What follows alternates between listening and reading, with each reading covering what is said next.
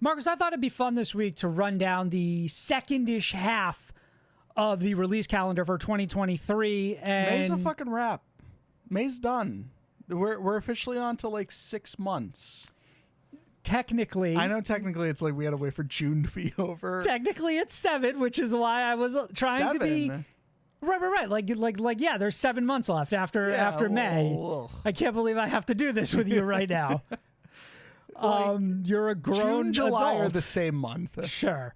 So I thought it'd be fun to kind of go down the release calendar, talk about all the albums that are currently scheduled to come out, and then we could award. We'll each get a max hype that we can award that just, is essentially the album that we're most hyped for. And then we can do like a mid hype, which is the album we're most excited for because we think it's going to be mid.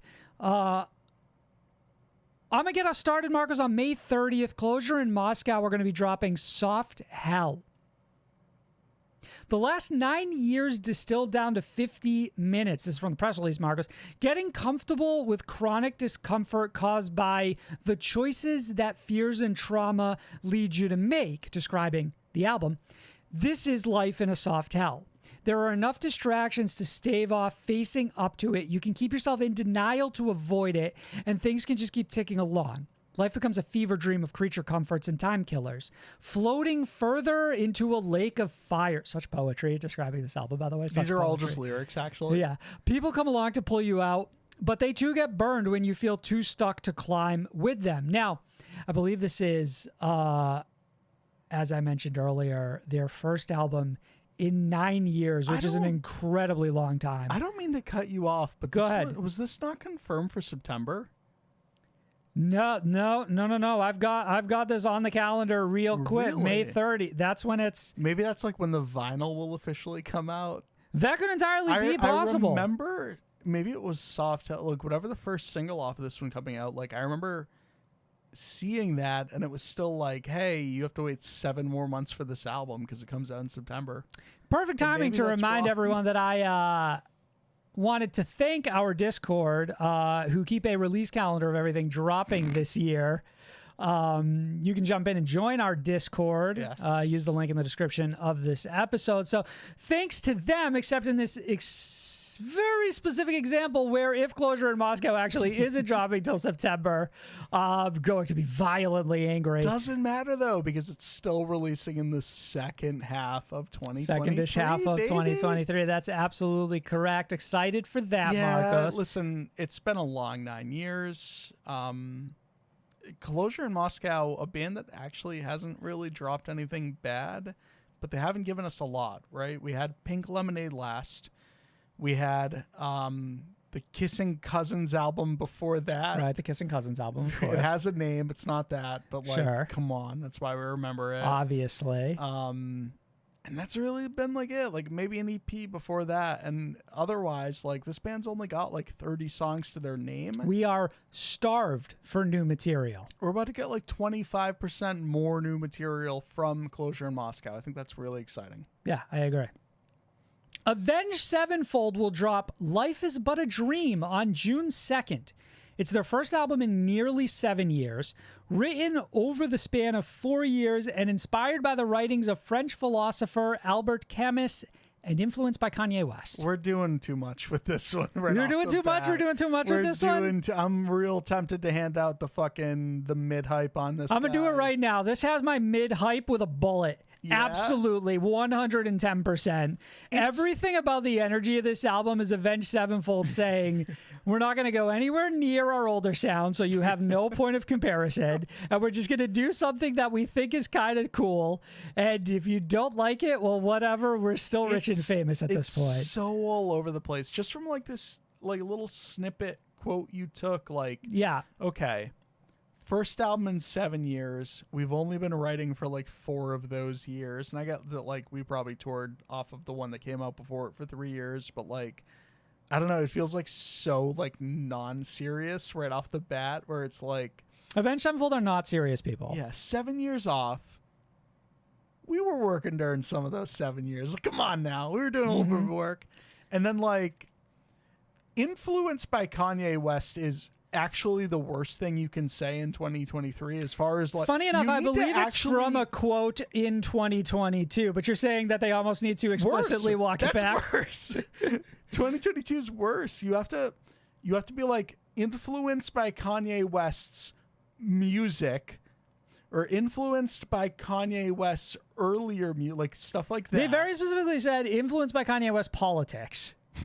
No, right. I'm kidding. But I'm like kidding. you leave it to any interpretation and it's like, okay, well, influenced how by Kanye West, because that actually has 45 different meanings in 2023 and like 3 of them are good, the other 42 are not in the slightest good. Do you feel as if you picked up on any of that influence with the new material that they've released so far? Nah, Yeah, it's I also did such a not fucking either. hollow influence. Like, what the fuck does that mean? Until you get into the specifics of why you were influenced, like influenced how?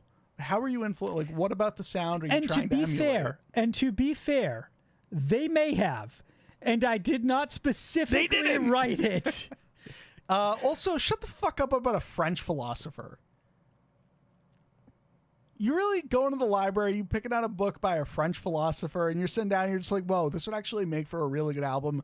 Shut the fuck up, Avenged Sevenfold. So have we ever done this? What were the other Avenged Sevenfold albums about? Do they have a deep lore like this one? I would well, the last album was influenced by an Italian philosopher and Drake. So actually, Actually funny.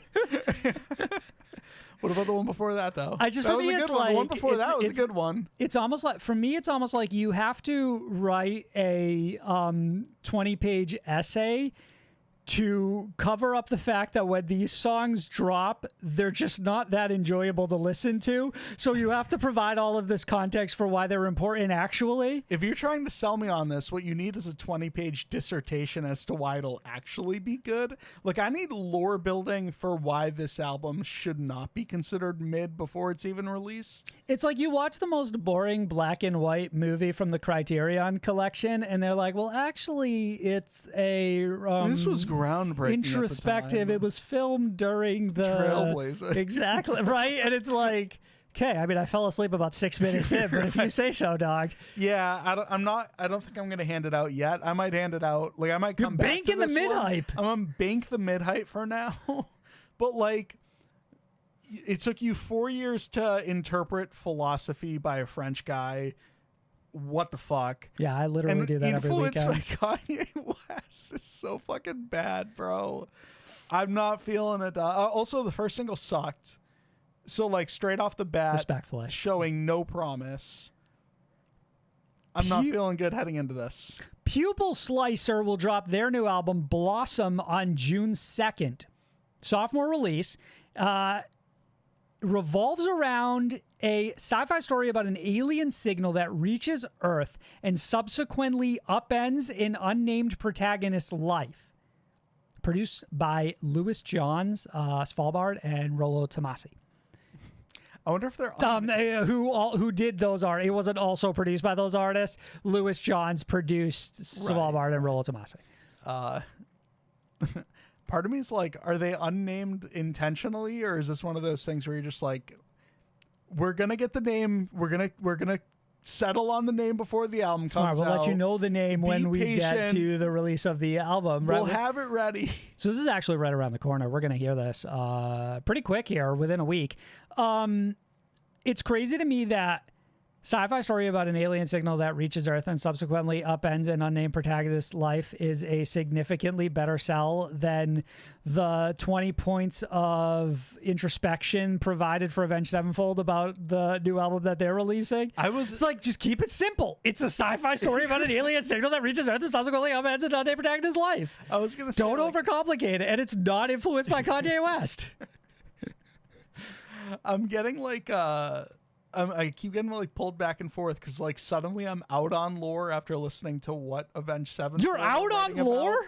No, but then I'm back in. Like they pulled me back He's in. back Like on all lore, you have yeah. to say is alien signal, and I'm like in the movies. Now we're talking. Like right. Now we're talking. Right? It's the arrival of I'm not entirely sure what Pupil Slicers overall genre is, because they sound very experimental to me, but they're neat in that sense. It's funny, without like knowing who that band is, ultimately you think of like the hardest hardcore band there ever was, and it's not. It has the name for sure. It has the name.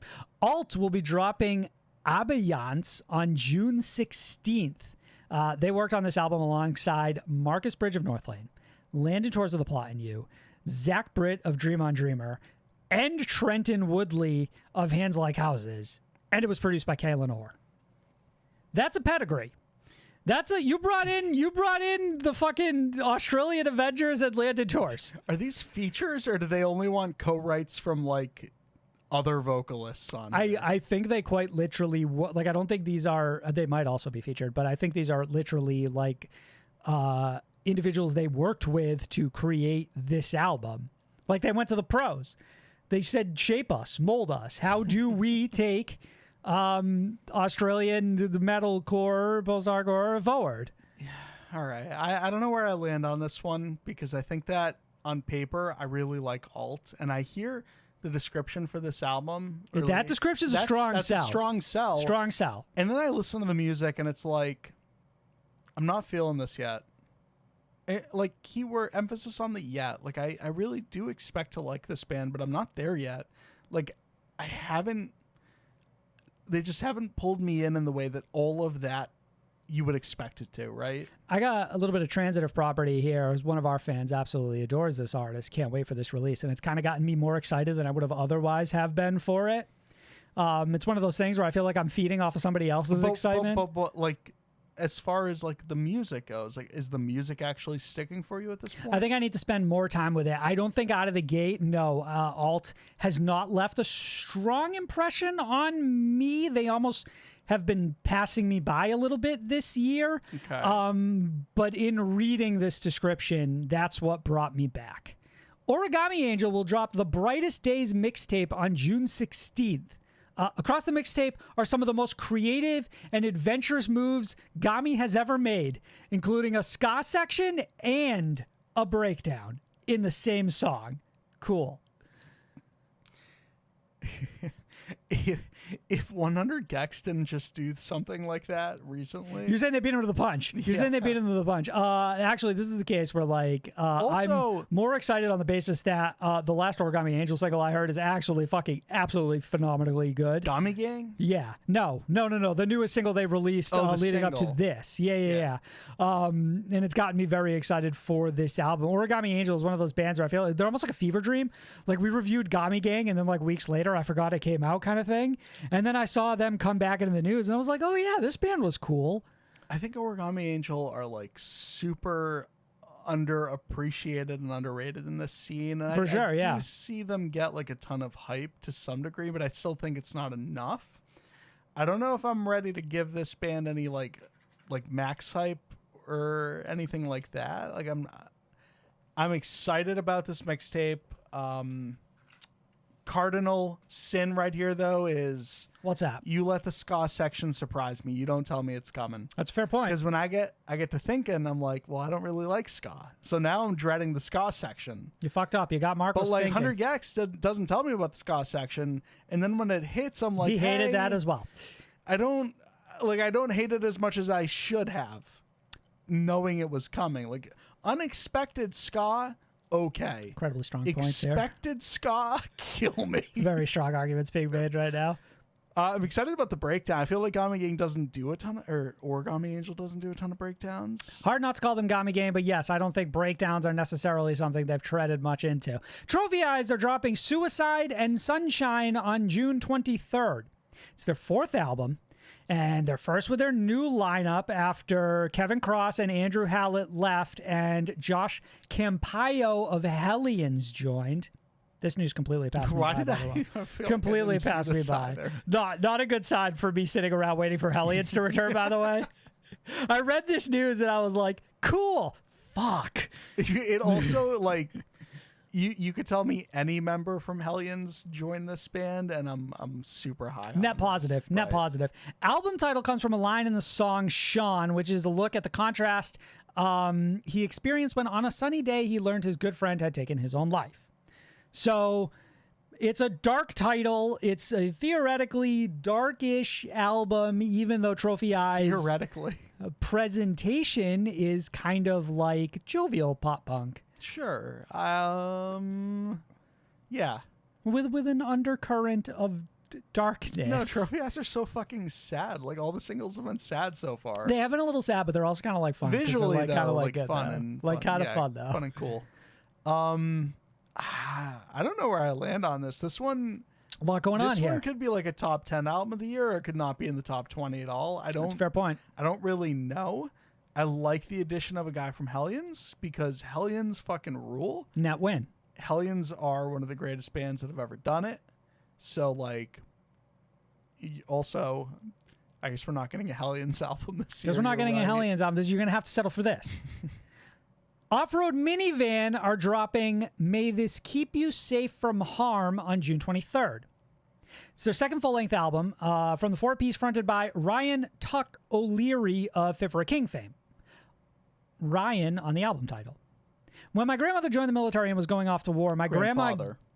I'm sorry? You said when my grandmother. When my grandfather joined the military and was going off to war, my grandma gave him a Bible with a metal cover, reveals Tuck. What do you think the cover was? The metal cover is actually insane. Wait, it was like Black Sabbath? What do you think? It just says Bible, but it's in deathcore font. Yes, precisely. Yeah. Write Write that down. that down real quick. We're about to make some money. Yeah. On the front of it, it said, "May this keep you safe from harm. Even if you got shot in the heart, the Bible will protect you. When I first started touring, different family members gave me mementos to feel safe on the road. The Bible was from my grandmother." It's actually super sweet. Yeah, it is. That is one of the coolest lores to learn about the title of an album. For me, it sort of gives it a lot more meaning. Funny, I've actually heard this record already. Oh. Yeah, and can safely say Perks of that being a fucking podcast host, baby. it's a strong release, and I'm very optimistic about it. I think people are going to enjoy this one. I haven't heard it yet. I am excited too. I think that this band is really neat. So, promise of the second album is like it's high. They capture a certain like alternative rock vibe that I got from like Anne Berlin, and they capture it really well. So definitely get excited for this one. Marcus, Mental Cruelty are going to be dropping Zweiligt, which is Twilight in English, on June 23rd. European extreme metal band. This on the album. Let us embrace a new era of darkness by bringing the black into blackened heavy music. Join us on the way down to infernal gates of hell to be rebirthed back to life.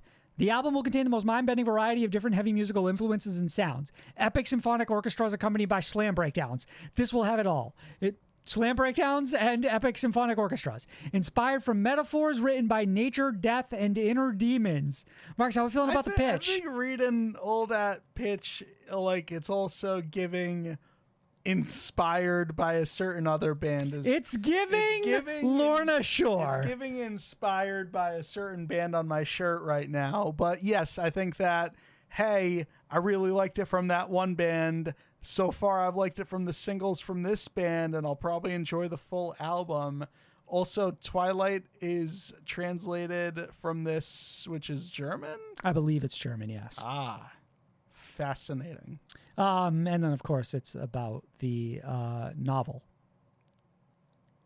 The Bible? With the novel about the vampires. You know, the one. Yeah. So I've said this a lot, and I almost feel like an island on this point because most people seem to disagree with me that when an influential band comes along, we should be grateful that people take their influence and run with it. Are you saying I'm not grateful? I'm being grateful. I tend to find that most people immediately jump to, ugh, they sound like Bad Omens. Ugh.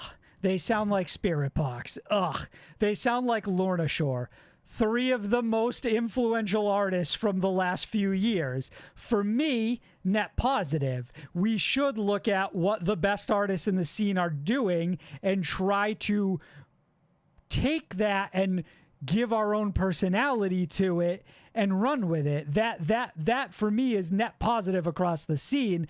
But I almost feel like I don't want to shout this from the rooftops because most people don't seem to mirror my sentiment on this.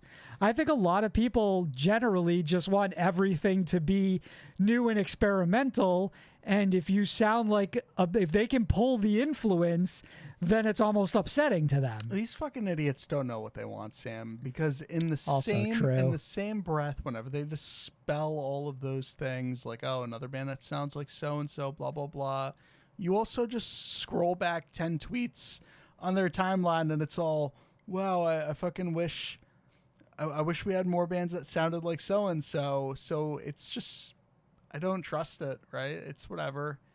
So you're saying be confident in my feeling that that this new Mental Cruelty album, Zweilig, having seemingly a lot of influence from the most recent Lorna Shore album, in the same way that a lot of deathcore bands do right now, is a positive, and it's definitely making me look forward to this album. Yeah, also, it's a great pitch regardless. Like, the pitch on this is actually very funny because let us embrace a new era of darkness by bringing the black into black and heavy music. Join us on the way to the infernal gates of hell to be rebirthed back to life. It's doing not a great so pitch. much. No, it is because it's funny. Honey Revenge will drop their new album Retrovision on June 23rd. It's their debut and will feature lots of riff-based music and tons of synth pop. We always say we want to make music that people can dance and cry to. I think they're capturing the feeling. This one's a tempting, very, very tempting max hype. This is you're flirting with a max hype here. I'm telling you, bro, the singles for this album have been fucking insane. It's already going to be a great album just based off of those singles. But like, if any track on here is better than any of those singles, then it's a whole other conversation, right? This leads off with Airhead, which is one of the strongest pop songs of the year so far. That's what I mean. Like, this is fucking good. I don't know. Honey Revenge are like one of my favorite new bands. Yeah, they're definitely one of the most promising new acts that we've had this year. And the string of singles that they've had leading up to this makes me currently have very high expectations for this release. So I'm hoping that we'll meet those. Riley will drop Changes on June 30th. It's the follow-up to 2022's City of Angels. For those unfamiliar with Riley, they describe themselves as a real part of Los Angeles that people don't talk about enough. Tattoos, cars, graffiti, and most importantly, an unadulterated take on what pop should be. Born and raised in L.A. The most recent single, L.A. Fucked You Up, we talked about it on the last episode, featuring Platinum, is a good sign. By the way, you asked on that episode if Pink Linen was on this EP. It is. That this is leading up to being another knock it out of the park release from Riley, who I think has been on quite a run. Last year, City of Angels was in... I won't go so far as to say a masterpiece, but its highs are extremely high. Yeah. And I feel like we used to talk about bands like Riley, or bands that released music like Riley did all the time on the show. And now it's fewer and far between just because it feels like some of those artists either fell off or went inactive, but like tried different genres. Something that hasn't changed is Riley, and the music is still as better than ever, or better than ever, honestly. And sort of where I'm at with this one is I know it's going to be a fucking masterpiece based off these two songs. Right. So right now we're in a safety net where Riley is marked on the calendar. This release is guaranteed to be pretty good. Yeah. Yellowcard announced Childhood Eyes for July 7th. This EP will include features from Vic Fuentes of Pierce the Veil and Chris Carrabba of Dashboard Confessional. Yellowcard on the EP. We feel like these 5 songs represent the Yellowcard sound that fans know and love in the best possible way.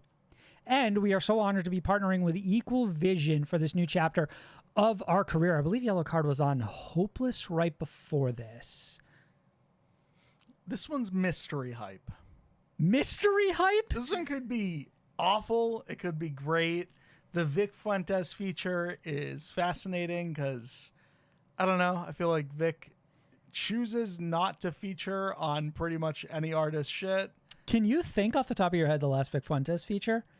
Not including Isles and Glaciers? No, I can't. I can't either. Now that you like, it doesn't help that actually we I can. Didn't do anything for like 5 years.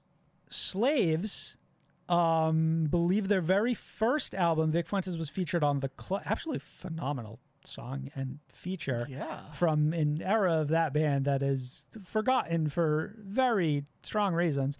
But off the top of my head, yeah, that's the only Vic Fuentes feature I can think of. Fucking Friends in Low Places. Something along those lines. Yeah. It was called something like that for sure. Yellowcard is a wild card for sure. Yeah. I can't personally say that I've engaged with much of their material outside of their chart-topping Ocean Avenue. Right. But I certainly did enjoy that at the time. My attachment to like Yellowcard is it's nothing. Like you say Vic Fuentes and immediately like that's where my attention That's goes what's piqued your interest. Yeah. Absolutely. Pvris will drop Evergreen on July 14th. First album for Hopeless Records. Evergreen is a reclamation of control in our post-pandemic culture, posing a complex discussion on fame, technology, spectacle, and female autonomy. If you search the definition of evergreen, you will find words like enduring, timeless, fresh, unlimited, and renewal. In our modern culture where everything is online, algorithm-based, and instantaneous, it feels like timelessness, longevity, and connection could someday become dying concepts. More than ever, Pvris has and always will be anti-formula, anti-virality, and anti-instant gratification. Max hype. It's now this what a fucking good pitch. Strong pitch. Strong pitch. I see the vision. I fuck with the vision. Pvris knocking them down right now. Hallucinations EP, God tier. Use Me, that last record, God tier. Any band that releases, any band who comes from a major label back down to Hopeless Records, goated. Like It does feel like that is when a band feels like they're going to peak. Do you remember how good the old Back Against the Wall? I do remember how good. Yes, the Brave and the Few or whatever the fuck it was called. Something like that. But like that was when the band sucked. But like just before that, and then they come to Hopeless. What Pvris is doing is just like maybe like we've untangled ourselves from the major label system, and now we're free to express ourselves. The release on the major label was still really good. It was also good. So now it's like, is Evergreen actually going to be the greatest album of all time type of like Perfect Storm thing? I do hold the major label responsible though for those like couple of songs that came out after that where Pvris was flirting with being like 90s alt rock. That shit and it was trash. You're not wrong. So for me, I feel like Use Me was written and then they signed to a major label, and then the major label said, how about we try this? And it was a miss, and they said, okay, let's go to Hopeless instead.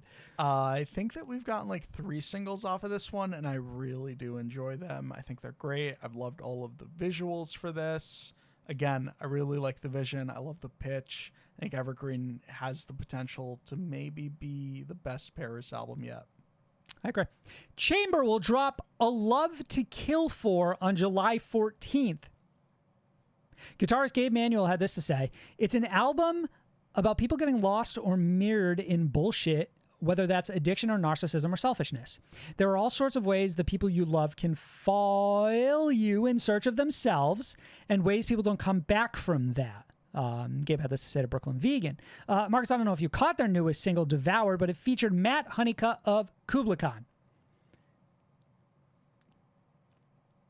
I haven't heard it, but that's a good feature regardless, right? It's a strong feature. It's actually what pulled me in. Chamber is an artist that I'm not overly familiar with. I checked it out. They are, I would say, heavily experimental, hardcore, very chaotic. Very chaotic is what they are, actually. I think like... Maybe not even... Experimental is the wrong word. Chaotic is the word I was looking for. And that intrigues me at like a base level, right? And I think that with Chamber, I still need like a little bit more of a... Like, I need more of a fuck to give, and this is the opportunity to give me that fuck. It sounds like you just... I feel like you're ad-libbing a Justin Bieber lyric or something. I wish you ended this pitch before the or. Can we workshop that quote a little bit more? Like... No. I'm on my last fuck to give or something. Like, I feel like you low-key, you almost spit. I was almost cooking. You had a little saliva at the very least. I love the idea that this is an album about people getting lost. I wish that was the only, like, the end of the pitch, and that this was actually just a lost, like, tribute album, like, concept. I actually think that, like, there is a very fascinating pitch here, and I know I stumbled upon my words a little bit earlier on, but there are all sorts of ways the people you love can fail you in search of themselves, and ways people don't come back from that is a heavy one sentence pitch. Like, Heavy. that's a good fucking like that's a drop in the fucking sterile quote, like spoken word quote, before like the biggest breakdown you've heard in your life drops. Speaking of the biggest breakdown you've ever heard in your life, Signs of the Swarm are dropping Amongst the Low and Empty on July 28th. Regarding the album, they had this to say: Amongst the Low and Empty is more than just a title. It's also a feeling or a state of mind.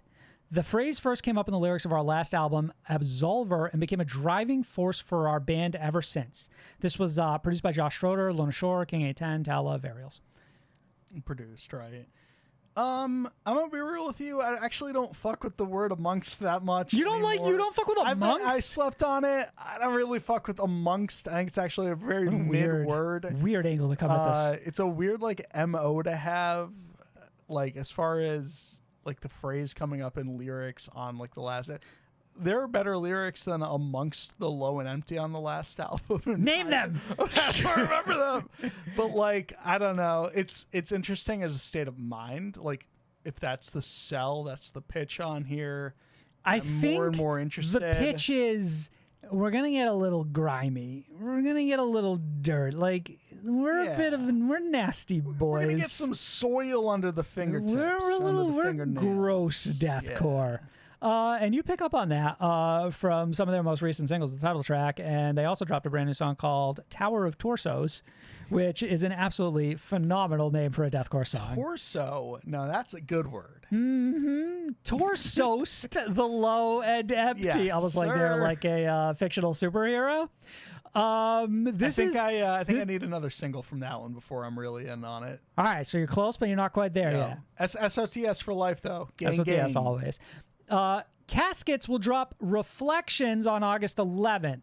This is produced by Dan Weller, who has done Barry Tomorrow, Enter Shikari, Holding Absence, and produced. And Reflections is a series of individual lessons looking back at a specific moment in one of the band members' lives, a thought, feeling, or events, and how that moment shaped the present.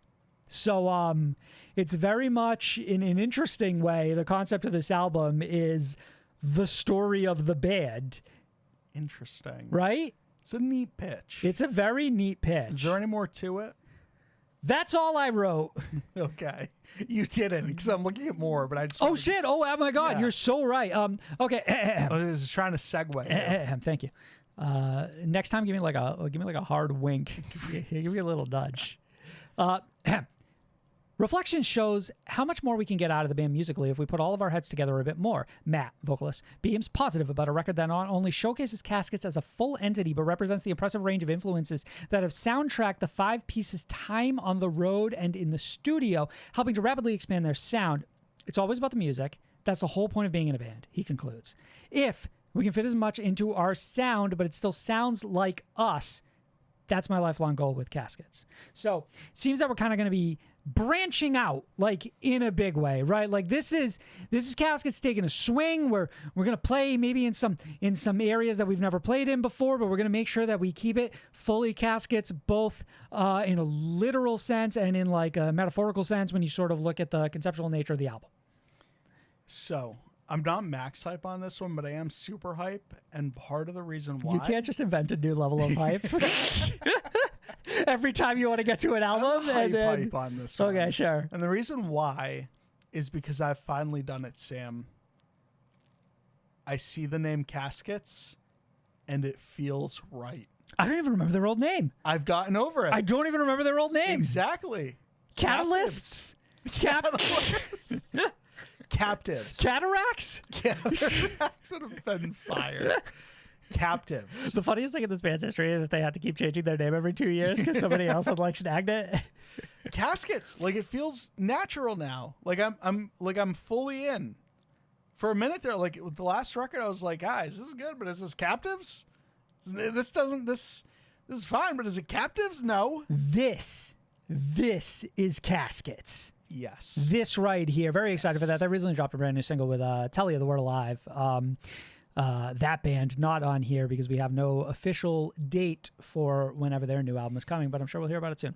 Hail the Sun will drop Divine Inner Tension on August 11th, produced by Chris Crummett. This is the first album we've written that didn't come exclusively from a place of suffering or pain. Sadness, heartbreak, nihilism all inspire, but during the pandemic there was a big shift. And this is more about retelling the story. Retelling stories about everyday perceptions. Everything comes from within, so I thought that maybe I don't have to suffer to feel inspired. Okay. Is actually an inspiring quote all in and of itself. Another pandemic album, which is like, I thought... The last of the pandemic albums. Might be. We've got to be coming out the other side of that at some point. In theory, this other one actually I think is very much a product of the pandemic as well, but we'll get into it in a little bit. I really like albums about suffering and pain, Sam. Okay, so you're saying this might be a problem for you. Hey, this could be a roadblock for me. I don't know. Okay, interesting. I really liked all the Hail the Sun albums, and like part of it's because of the pain and suffering. And that's not saying I like to see any of these members endure pain and suffering, but at the same time, boys, if it's not broke, don't fix it. You know what I'm saying? For sure. I think for me, the driving force behind my general excitement for this album is last year's solo album from Donovan Malero, which I thought was incredibly strong. And I think if at the very least we are going to maintain the lyrical excellence of that album moving into this Hail the Sun album, which is probably fair to say we will, there's a real opportunity for Hail the Sun to deliver something that's probably one of the best things they've ever released. Yeah, I think in general there's a pretty decent hype level here. I think that the last album was excellent.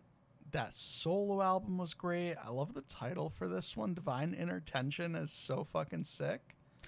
I will also say that I am maybe in a sense desperate to rekindle a little bit of my passion for the swancore subgenre in a way that, for reasons most of you are aware of, I've lost over the last year or so. So hopefully Hail the Sun is able to provide that for me. It's especially too because I do see some discourse now where it's like Swancore was never good, and it's like, nah, that's not the case. Swancore was always pretty fucking tight. I think it's an incredibly unfair statement to make that we make from the comfort of the lead voice of the genre essentially spiraling in the worst ways imaginable. Sure, and like... But I don't think we need to throw out the baby with the bathwater. I don't know if that's the saying. I think that is the saying. Like, I've personally felt a void for that sort of music. And yeah, I'm absolutely. looking forward to a band like Hail the Sun, which is arguably one of the best type of bands that are doing that sound. I'm excited for this. I'm really looking forward to it. Agreed. Movements announced Ruckus for August 18th. It's the third studio album produced by Will Yip. I think for a long time, us as a band have kind of pandered a little bit to what we thought Movements was supposed to sound like. Ooh. Vocalist Patrick Miranda said. We wanted to be like, we're an emo band or a specific genre or a specific piece of the music scene. We had to kind of stick with it in that realm. In this record, we said, fuck that. Let's do whatever we want. The stuff that's fun, the stuff we listened to growing up and pulled inspiration from, all this pulled from express.co.uk. Love this sort of pitch. Break free from what you think Movements is supposed to be and give us what Movements actually is. I think that this one's got a lot of... Like, I just love that promise on paper. Yeah, I agree. And I feel a lot of people were just sort of almost lukewarm on their sophomore release in a way that maybe they don't think it reached the peaks of their debut. And in that sense, maybe that presented an opportunity for movements to be like, okay, well, in combination with the fact that I believe they started writing this during the pandemic as well, they could sort of reflect on that overall sound and then do something different, which is overall very exciting. I really like the name of this is like Ruckus. Like it's just such a non-traditional. Like I don't associate movements with ruckus. No, you associate them with the opposite of ruckus, which is like quiet time. Quiet time.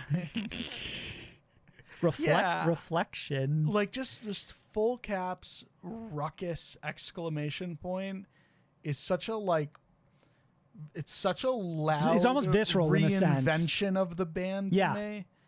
Whereas like before it's like Daylily guys, Pink Cloud Summer guys, all lowercase everybody. It's like the quiet kid finally spoke up. Yeah. Like now you've really piqued my interest. They started yelling. Cannot wait to see what the full album looks like here. Marcos, this following one is my max hype.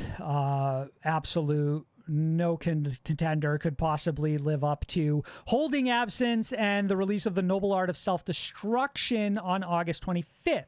It's the third studio album. And the band had this to say about it. After an insanely busy and fulfilling album cycle for our second record, last October we spent a month in Jukasa Studios, Canada, to record more new music. This record, the third in a trilogy, is by far our most conceptually rich and expansive body of work to date. We feel like these songs are almost a love letter to everything Holding Absence, and can't wait to show everybody just how much space we have managed to cover and how hard we were able to push ourselves with these songs.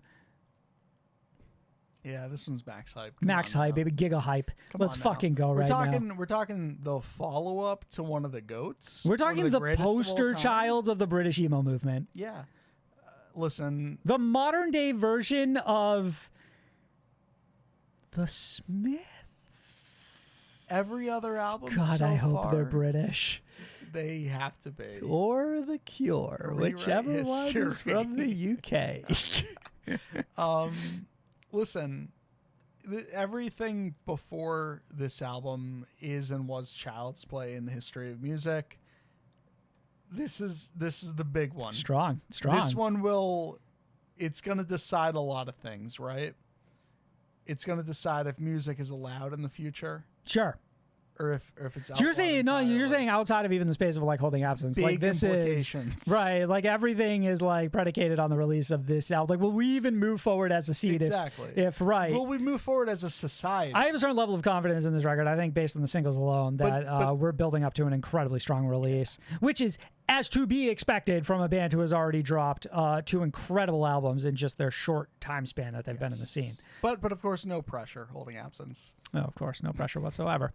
Hot Milk will release A Call to the Void on August 25th. It's their debut full-length. The band recorded the album between Manchester, Los Angeles, and Stockholm with the band's very own Jim Shaw at the producing helm for the majority of the record, much like their previous release. An element that has become so important to the band and allowing them to control just exactly what they want to be as artists.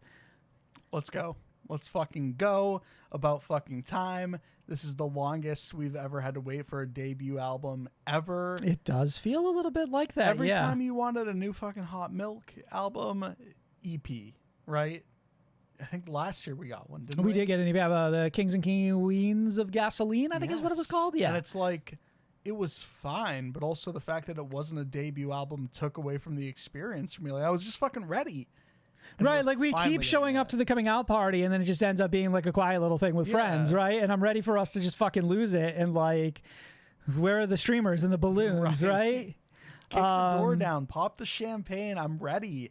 This has good potential. Yeah, Hot Milk. The only thing going against us right now is I'm listening to Holding Absence first that day. It's a big day, Marks, because we also got the brand new release from Spanish love songs No Joy, August 25th. Produced by the band and Colin Pastor, who did Illuminati Hotties, and mixed by Carlos de la Garza, who did Paramore.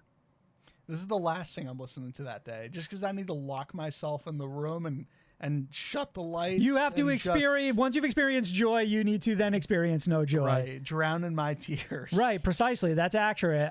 We talked about the track Haunted last week, which is an incredible lead single for this record. Spanish Love Songs have a band who feel like it's been an eternity since Brave Faces Everyone came out, I believe, in 2020.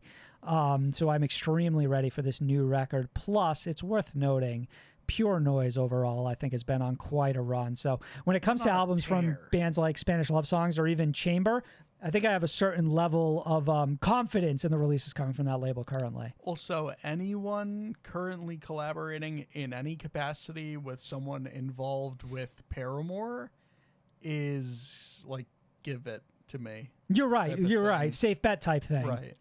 Polaris will drop Fatalism on September 1st. It's an album about finding happiness in what you have and your current moment. It might be your best moment, or it might not, but you have to find joy in it. They announced this album the same day they dropped their brand new single, Inhumane. Like I mentioned earlier in this episode, in the podcast version of this episode, we have a reaction video for that on our YouTube channel, link in the description. And it's an incredible lead single with a spectacular music video coinciding with it. And it feels like Polaris see the vision. Finally. And it feels like the money's behind them. Finally. What do you mean? Well, finally. Finally. In general. I mean, the thing with Polaris is a band that they've had an incredible like swell of support very much since their inception. And I think that they are riding that wave with what will most certainly be their most successful release to date. But I think that outside of how successful it is, Inhumane sparked a level of confidence for me in the experimentation and this band's ability to keep their style fresh and interesting moving forward and making the wait worth it, because it certainly also feels like it's been a minute since we've heard from Polaris. Yeah, I feel like the promise on this one is that it's going to be bigger and better than ever, and that's my expectations heading into it. And I'm really hoping that those expectations are like fulfilled, right? I really want to fuck with Polaris hard, and this is like the perfect opportunity to get me to fuck with them hard. Yeah. And I'm ready, so like, let's just make it happen, boys. That's all I'm saying. Mark, just a few left here. Escape the Fate will drop Out of the Shadows on September 1st. Little is known about the album, but will presumably feature recent singles Low and Hate Myself. The most hype imaginable for an Escape the Fate album coming off of the last couple of Escape the Fate you got to albums. Asterisk the hype there. This is asterisk hype. Asterisk hype is enormous on this one, but like earned hype, because Low is a really great return to form, as is Hate Myself. This sounds like captures the spirit, the old spirit this band used to have. Thank you. I don't know. This just feels like Escape the Fate reanimated in a way. A little bit, yeah. It's and we've got a lot of the good pieces there, right? Like Feldy back on this, you know. Like, and I think Feldy was there on the last record too, but it just wasn't the same. Like, this feels like everyone's bought back into the vision. We've got a couple new members. Thrasher's fucking out. I don't know if Thrasher was the problem, but if I like this album, then that's going to be my truth. Right. Like that's just like follow the, right? Like just connect the dots on that one, right? But like, hey, heading into this one, 2 great new singles. I don't know what I don't know. This is the Escape the Fate that What else is there to say? Because there's very little to say. This band essentially announced like the Out of the Shadows tour and was like, the album's coming September 1st, and had absolutely nothing else to say about it. We don't have a track listing or anything. So I'm very curious to see the official rollout outside of just getting like a timestamp for when it's going to drop. Koyo are dropping Would You Miss It on September 29th. Produced by John Markson, who did Drug Church, One Step Closer, Regulate. And it features guest appearances from Long Island hardcore emo heroes Vinny Corona of The Movie Life, Daryl Palumbo of Glassjaw, as well as Anthony DiDio of Metalcore Torch Carriers, Vane FM. Those are words from Brooklyn. Just the words that aren't in the Bible. Vegan. And their adoration for those features, who are actually very strong features. So, like, fair. Was I hyped for this album? Were you hyped for this album 3 weeks ago? Nah. Am I hyped for this album today? Hell yeah. Okay. You're on the guest list -1, came out of the gate swinging. It said Koyo's a band you need to pay fucking attention to, both in terms of their personalities, their performance, and their musical talents. This is probably one of the most exciting albums on the calendar right now, because there for me, there feels like there's so much possibility, and those features really help speak to that as well. Totally. And finally, Marcus, Creeper will drop Sanguivore on Friday the 13th. It's their third studio album. The song's lyrics, that track being Cry to Heaven, which we reacted to over on YouTube, also tease the narrative that will unfold within the Sanguivore narrative. Its references to bloodlust, sex, cannibalism, and a human disguise hint at a new story of ill-fated love and corrosive lust, themes which burn throughout Creeper's previous album concepts. And for those who are unaware, Sanguivore is an entity that needs to feast upon blood to survive. It's also how I spell Singapore when I'm half awake at like 11:48 p.m. at night, and someone asked me to name a place. Hey, can you, hey, I know it's 11 or so p.m. at night, but do you mind spelling Singapore for me? I got you. Apropos of absolutely nothing? Eyes closed. Fascinating release for a first single, because I feel like it really speaks to everything Creeper has done while kind of changing it up a lot too. Yeah, and changing it up in a good way. Heavily influenced. Not that we didn't leave off with like this band at their absolute best, but yeah, Creeper, keep fucking mixing it up. Heavily Don't influenced by settle. like 80s metal. It's got very big like Billy Idol vibes to it. Mm-hmm. Also, all of the pieces are lined up on this one. It's dropping on Friday the 13th. The name is fucking awesome. It's about vampires. Like, all of this adds up to really good things in my book. I can't be happier with a pitch. Creeper is Pitch hype, this is astronomical. They're event listening. It feels like when this band puts out an album, it is like a grand in its scope, in a way that it's really meant to be a big release, not just for the band, but like in general, like the amount of like time and thought that they put into the process of like making their albums, I think really speaks to why I get so excited for each individual release. Like, alone in their description, they've got me excited for the fact that it reminds me of what Creeper does with an album. You know what I mean? And it's that, and it's the combination of like this band is continuing to mature and grow, and with that comes the concepts getting bigger and, you know, in scope, right? And more production, grander, value, sure, more money, all these different things you would hope adds up to potentially what's going to be an awesome album, an awesome experience, top to bottom. But what's crazy about this, Sam, is this is like sort of the last confirmed one for the year that we're super hype about. So let's talk about Dark Horse hype. Who's not on that calendar right now that you think? The other three bands that are dropping on October 13th. Right, so we're getting a new Ice Nine Kills album on October 13th. We're getting a brand new Motionless and White EP on October 13th. Yeah, Dark Divine are dropping October 13th. Right, which makes a lot of sense, of course, as well. Yeah. I think for me, you know, a lot of the obvious ones are the old safe bets. Your Icy Stars, your Bless the Fall, you're the Word Alive, right? Asking Alexandria. I'm various levels of curious to hear every single one of those releases. The big theoretical is obviously, and my would-be max hype if it gets announced, Post-Human 2 from Bring Me the Horizon. It's got to happen this year. You think, but 2020 was the first I said one. it last year.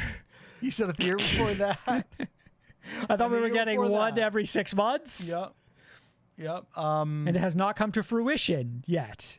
We'll see. So here we stand. We'll see. Avenged Sevenfold are releasing an album this year. Like, anything can happen, right? Anything can happen. Every Stay tuned. band is back. So stay tuned, because anything can happen. And also, like, we joke about like October 13th, but like there were 5 albums that made like our top 10 alone last year that dropped post October 13th. Like, we had albums that dropped December 9th before we even fucking recorded the top 10s, 1,000 Below, that like had already cracked that list. Fair point. So like, I don't know who's out You're there. saying still. 2023 is endless possibility if you had to describe it in just 2 words. Yeah.